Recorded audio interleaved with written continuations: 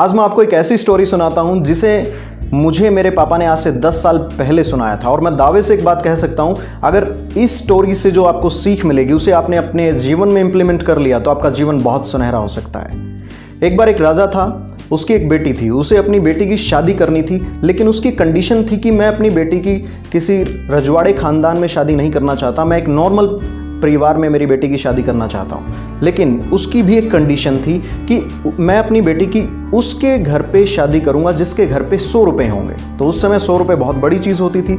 राजा के सैनिकों को पूरे राज्य में फैला दिया गया एक ऐसा घर ढूंढने के लिए जिसके घर पे 100 रुपये हों। और किसी के घर पे 20 रुपये, किसी के घर पे 40, किसी के घर पे 50, किसी के घर पे 70। तो अंत में जाकर के एक ऐसा घर उन्हें मिला जिसमें 99 रुपये मिले उनको। राजा जी के पास सारे सैनिक वापस दौड़ते हुए गए। उन्होंने बोला कि एक ऐसा घर मिला है अंत में हमें जिसके घर पे 99 रुपये हैं। तो राजा जी ने बोला कि अब तो बात नज़दीक लगी गई है, उसे बोलिए कि 1 रुपया इधर उधर से मैनेज कर ले, मैं अपनी बेटी की शादी उसके बेटे के साथ कर दूंगा।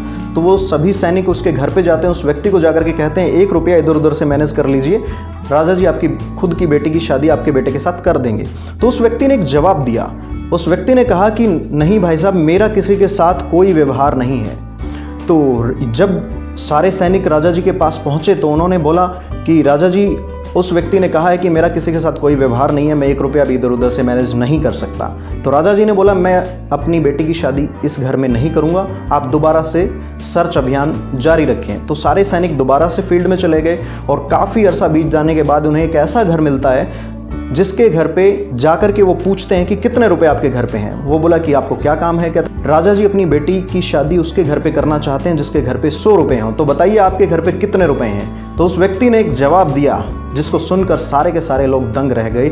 उस व्यक्ति ने जवाब दिया, कहता भाई साहब, रुपया मेरे घर पे एक नहीं है, लेकिन अगर आप कहो तो 1000 रुपये इकट्ठे कर दूँ।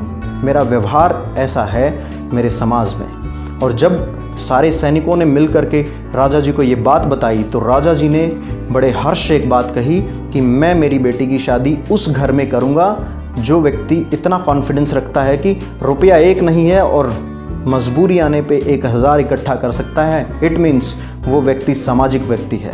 इट मीन्स उस व्यक्ति की पड़त और उस व्यक्ति का व्यवहार समाज में बहुत अच्छा होगा।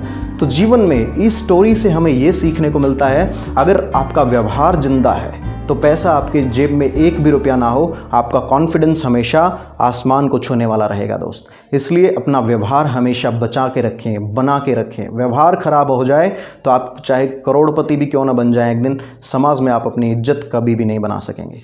धन्यवाद।